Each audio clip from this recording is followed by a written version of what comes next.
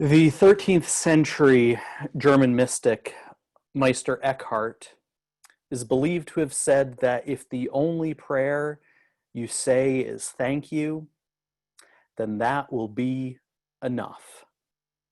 And gosh, I sure hope that this is true, since I don't get another chance with this, being as this is my final sermon. I'm not sure how many I've given, how many sermons or homilies I've given, but suffice to say, this is it.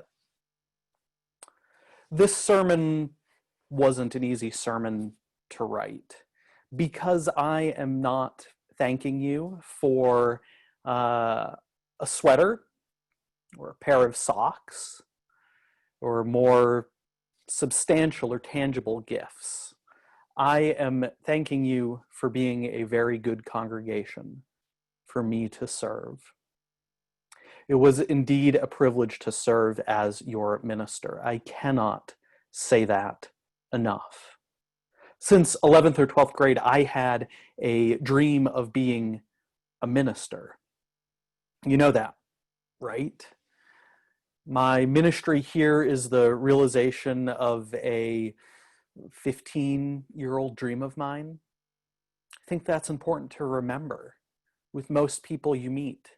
Chances are good what they are doing is the result of some lifelong dream, whether that's as a profession or what they're doing as a hobby, a vocation, or a vocation. While working at Andover Newton Theological School in their admissions department, I created a ritual, somewhat unknowingly, that they then did at other events until the campus closed. I asked people during the opening worship at every recruiting event to come forward, light a candle, and say out loud the names of people who helped bring them to this moment, the moment of them exploring and discerning if seminary was right for them, the moment of starting seminary, or perhaps now even the moment of ending a ministry with a dear congregation. What if we did this on our own, in our own lives, at the beginning of a new month or a new semester at work, the anniversary of your retirement, on your birthday? What if couples on the date of their anniversary remembered the many people who helped them?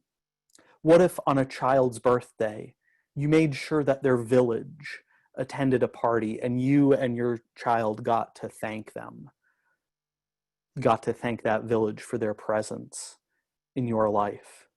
Or as you start a new semester at school, who brought you to this moment? What are their names? Do they know of your help, of their help in your life? Too often, I think we forget gratitude, which is too bad because of that hymn that we have that says, all life is a gift which we are called to use. We forget to thank the people for their presence in our lives. We take things for granted. We feel entitled. We have thoughts of greed and envy. I like what Frederick and Marianne Broussard write when they say that of gratitude, that it's like a grammar, an underlying structure that helps us construct and make sense out of our lives. The rules of this grammar cover all of our activities. Its syntax reveals a system of relationships linking us to the divine and to every other part of creation. So, in a way, my thank you needs to begin with people that you have not met and will never meet and will probably never hear this thank you. But I share their names and those experiences anyway, because their mentoring, their guidance, their teaching, their encouragement helped me immensely in the ministry that I was able to give to this congregation. I give thanks for my parents who are listening. They were so supportive in my education and would drive me to youth group meetings as well as church when I started attending First Parish Church in Groton in the 10th grade. One or two sentences doesn't describe all of the support they gave me, ranging from lending me a car so I could get to my internships, to proofreading so many essays, to gifting me my first preaching robe as a birthday present. That's not a standard gift for most 22-year-olds. They supported me in ways tangible and intangible. I also thanked the members of my youth group who helped me answer and figure out those first stirrings of this dream of mine to be a minister, especially my youth group advisor, Donna. I also need to thank my home church, the First Parish Church of Groton, where I've been a member for now 16 years. Our youth group would often have 2 or 3 overnights at the church a year, and we had full reign of the building. And that fact gave us a sense of ownership of the church as a building.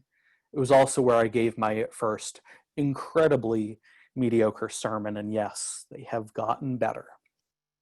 I give thanks to teachers and professors that I had had along the way. A teacher of mine, Jim Naring, my senior year of high school, who's also devoted Unitarian Universalist and a devoted teacher who taught world religions. He allowed me to research my first sermon and get credit for it in world religions. I also give thanks for college professors, especially Paul Fideler, my philosophy and world religions professor, again, a Unitarian Universalist. I'd later serve as his teaching assistant and actually will be his minister. He's a member of First Parish in Framingham.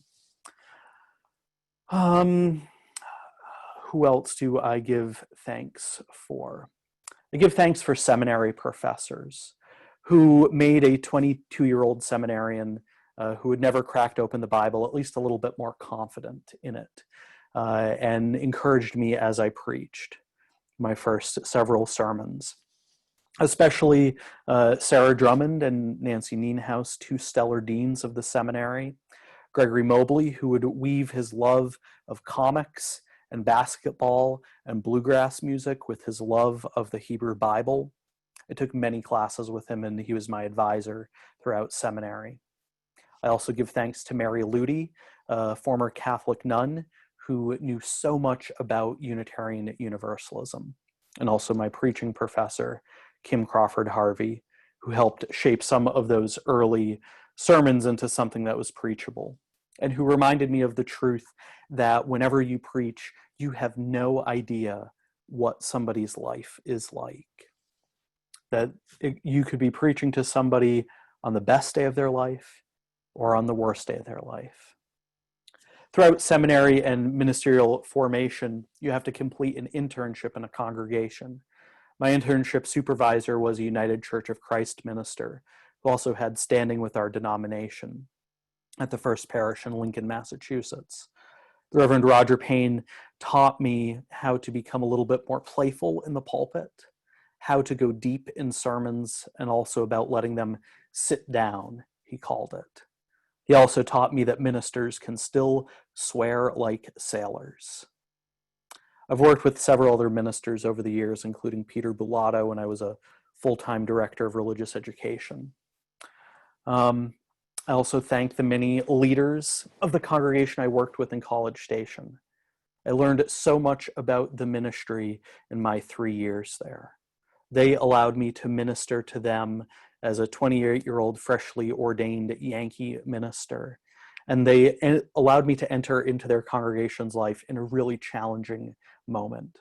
And when it came time for me to move on, they did so with grace and celebration. And now I move to thanking you. Thank you for the privilege to minister with you, to you, and amongst you. Ministry isn't just something that someone who is ordained does, and it's something you all are doing together. You make this congregation what it is. I've come to appreciate serving in places that have a strong sense of place, and I love places that know deeply who they are. Massachusetts, of course, holds a fond place in my heart, as does Texas and Michigan as well, and Kansas now does. I have always felt deeply rooted to Massachusetts. And I recall early on when I left there, several years ago, wanting that sense of rootedness again. I looked to the rootedness that the people in those towns had. I remember early on in my tenure here, attending a program where the presenter was from Humanities Kansas. I think it was the executive director. And as part of that program, they showed a video. And the video could have been about any place, but the narration told me a little bit more about what it means to live in Kansas. I remember there were subtle references to the prairie and amber waves of grain and prairie grit. I now get that shiver of recognition when I hear Home on the Range. And strangely enough, when I hear those first lyrics, Far Above the Golden Valley, I have never really been on the KU campus, but I think it's because of how much those songs mean to you. I appreciate that, and I get that sense of rootedness. I bought a LFK shirt, Lawrence Friendly, Kansas, of course, wink, wink, nudge, nudge, and a Jayhawks hat very early on. I wanted to join you. It was all true and real. And now I carry those as souvenirs of my time here. I, of course, selected the opening hymn because of its special fondness to this congregation and the fact that a copy of the handwritten lyrics hang in my office. I often said in seminary, I never thought I'd serve UU congregations outside of Massachusetts, but I am glad that I did. I am grateful to each one of you who participated in the ways that they knew best. Thank you for showing up to cottage meetings, for filling out that incredibly long survey, for showing up on Saturdays and then Sundays as well. Thank you to those of you who asked really tough questions of me and listened patiently to my answers. And to those who answered my questions as well. For those who engaged in this inter-ministry process, which can be challenging. So often you want to feel like you're past it. But it's the inter-ministry process is one of those things that it is not just about the journey, or it's not just about the end destination, it's about the journey as well. Thank you for those who allowed me into the poignant and tender moments of your lives. I know that this shift to online and virtual congregational life leaves a lot to be desired, but you've handled it with grace. You've handled it the best that you could. Thank you for continuing to be a laboratory for me to learn and practice ministry, especially in these strange times. I give thanks, and we're wrapping up here, don't worry. I give thanks for leaders from the past who made this congregation what it is, what it was, and what it will be. There are too many people to thank, but I do need to call out the leadership of this congregation. I give thanks for board presidents Barbara Thompson, Valerie Roper, Lynn Rennick, and soon to be Mary Holm. I give thanks for board members Chris Brown, John Brewer, Melinda Holmes, Michelle Iwig Harmon, Mark Lenz, Laura Wilson, Brian Vansel, and Alan Monroe. I give thanks for the folks who served on my transition team, Barbara Showen, Audra Fullerton, Tom Cravens, Ted Wilson, and Christoph Sibylla. I give thanks as well for the staff that I got to work with, especially our current staff, Susan Harper, Andrea Boss, and Amanda Nielsen. Again, there are too many people to thank, but I wanted to lift up the leadership of this congregation. One of the tasks early on in my ministry was to read the history of this congregation, we Unitarians. It was my effort to find the patterns and to orient myself to your history and to figure out where I stood in relationship to the stream of life that is your congregation's history. It was useful in that regard, but it also reminded me of the gifts we receive from our ancestors.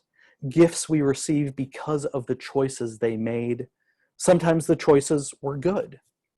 Sometimes they're choices that we live with, that were challenging or that we disagree with. I hope that we realize, each one of you here, that we are ancestors in the making. May we make good choices for our descendants.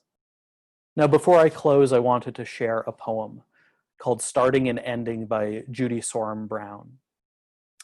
She writes, "We start the time together strangers and end up as friends.